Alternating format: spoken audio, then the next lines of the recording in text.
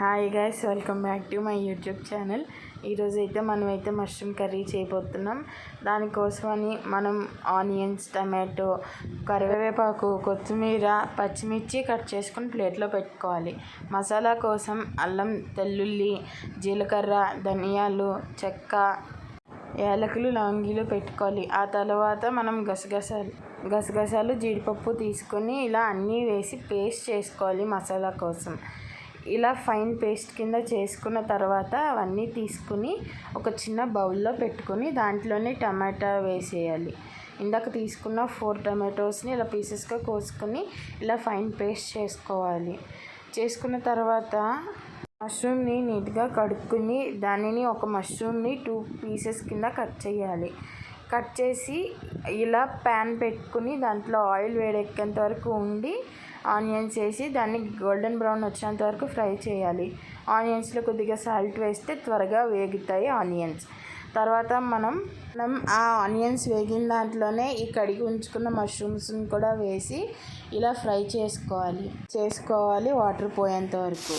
ఆ తర్వాత మనం ఇలా కొద్దిగా పసుపు వేసుకొని దాన్ని వాటర్ పోయేంత వరకు దాన్ని ఫ్రై చేసుకుంటూ ఉండాలి. అప్పుడే టేస్టీగా వస్తుంది మన మష్రూమ్ కర్రీ. దాంట్లో మనం ఇందాక మిక్స్ చేసుకున్న పేస్ట్ని 1.5 స్పూన్ వేయాలి. వేసిన తర్వాత దాంట్లో కారం, పసుపు, ధనియాల పొడి వేసుకోవాలి. దాంట్లో సాల్ట్ కూడా అడ్జస్ట్ చేసుకుని వేసుకోవాలి. ఎందుకంటే ఇందాక ఆనియన్స్లో సాల్ట్ వేసుకున్నాం కాబట్టి మన టేస్ట్కి సరిపడా అంత సాల్ట్ వేసుకోవాలి. ఒకవేళ దీంట్లో కూడా ఎక్కువ వేసుకుంటే కర్రీలో సాల్ట్ ఎక్కువ అవుతుంది. ఈ వేసిన మసాలా పేస్ట్ అవన్నీ బాగా వేగించేస్తే దాంట్లో ఉన్న పచ్చి అనేది పోయి మనకి మంచి ఫ్లేవర్ వస్తుంది కర్రీకి.